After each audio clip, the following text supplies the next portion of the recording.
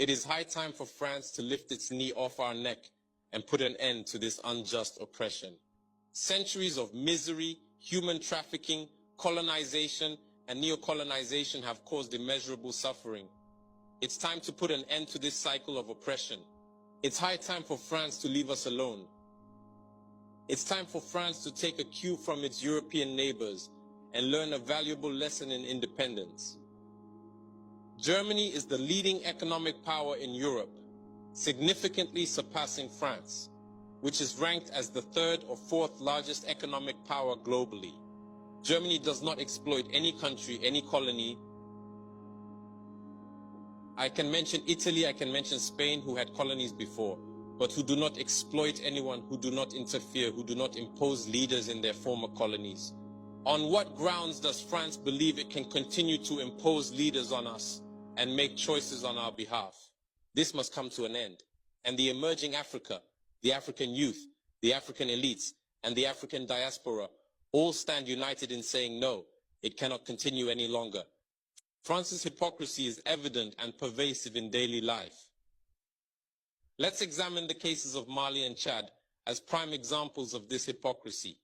In Chad, where the constitutional process has been interrupted, France applauded and its president visited to officially consecrate the new king's coronation ceremony. In Mali, where it is not the constitutional process that has been interrupted, but the transition process, France has condemned and even packed up its things to say that it is leaving Mali. That's hypocrisy. It's the double standard. It is the double language that France employs in its dealings with Africa. During our questioning of Mr. Jean-Yves Le Drian regarding the situation in Ivory Coast and France's decision to allow a third term, he provided a clear explanation. He stated that while he accepted the third term for Ouattara, he refuses it for Belarus. He emphasized that France has condemned the situation in Belarus and has actively encouraged the European Union to do the same. Le Drian explains that in Belarus, millions protested, unlike Ivory Coast, where there were no mass demonstrations on the streets. This is how France deals with African issues. Personally, we expect absolutely nothing from France. We desire her to cease meddling in our matters so that the people of Senegal can exercise their freedom of choice rather than being influenced by France's selection of a candidate using the tactics we are aware of.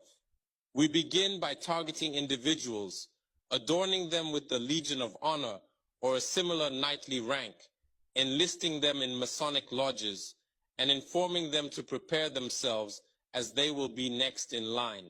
Even the hypothesis that Macky Sall may not succeed, we know who is being prepared by France. This must come to an end. It will not occur in this manner any longer. Let's be clear. We have absolutely nothing against the French people. In France, both political and citizen voices are rising to hold and express the same discourse as the one I am currently presenting to you. For example, the deputies, such as Mrs.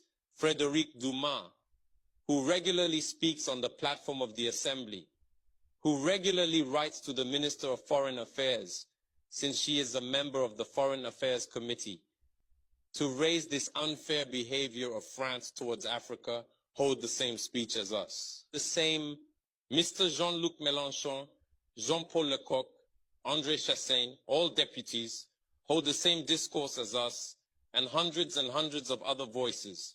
The NGOs, like other non-profit organizations, are doing remarkable work in the same direction.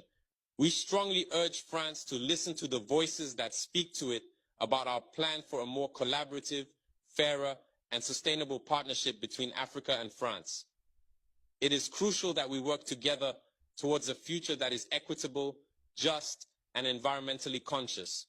If she listens, I believe we'll have beautiful days ahead in our collaboration together. If he doesn't know how to cut it, thinking he can continue to function like in the time of our grandfathers, this African youth no longer accepts it. France must make preparations for a definitive break and completely withdraw from Africa. Africa belongs to Africans, not France. She belongs to no one else, neither China, nor the United States, nor anyone else.